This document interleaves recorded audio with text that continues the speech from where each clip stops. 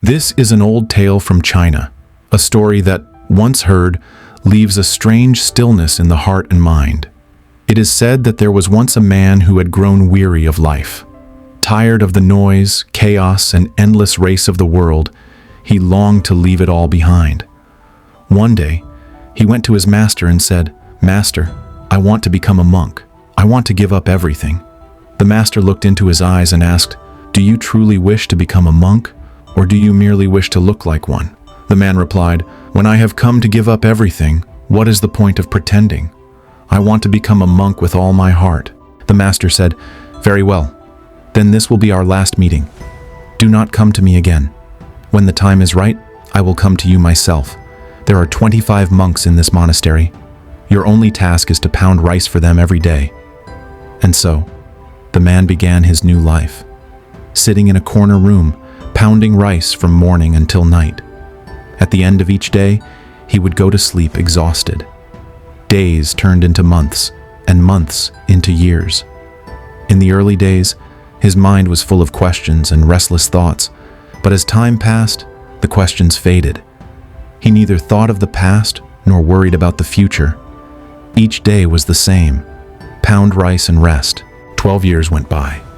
One day the master announced, "My time is near.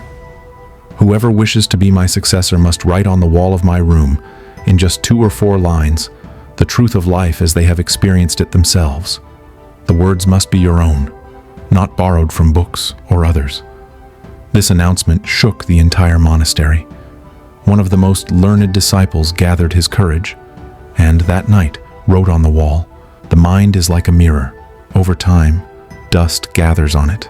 Clean away the dust, and the truth will be revealed." In the morning, the master read it and said angrily, "Which fool has written this? Bring him to me immediately." It turned out that the learned disciple had copied these words from an ancient scripture. They were not born of his own experience.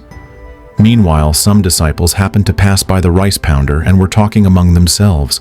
The man overheard and began to laugh.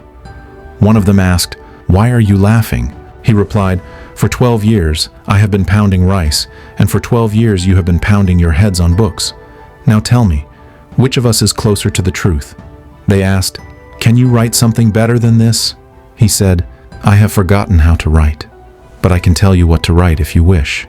But remember, I have no desire to be the master's successor." They said, "All right, you tell us, and we'll write it down."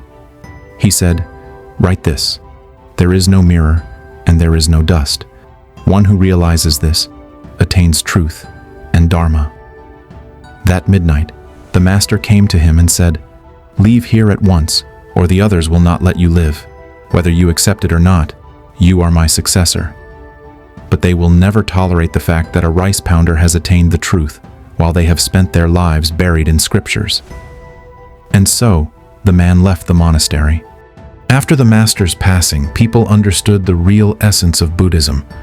The first step toward enlightenment is this: when the noise of thoughts in your mind comes to an end, when there is no burden of the past and no worry of the future, when you live only in the present moment, then you face the truth itself. One method taught in Buddhist practice to calm the mind is simply to watch your thoughts. Notice what is going on inside, what kinds of thoughts are arising, and silently observe them. This does not mean trying to suppress or stop them, for that will only make them stronger. Simply watch the mind. It will wander and scatter, but as soon as you remember that you were observing it, return to that observation. At first, it will be difficult, and your mind will drift again and again, but after some days you will see that you can remain aware of your thoughts for longer periods. Gradually, the intensity of thoughts will lessen, and when you go deeper into this process, a day will come when thoughts stop arising altogether.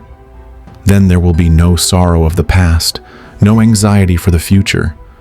You will live only in the present moment, and that is your true meditation.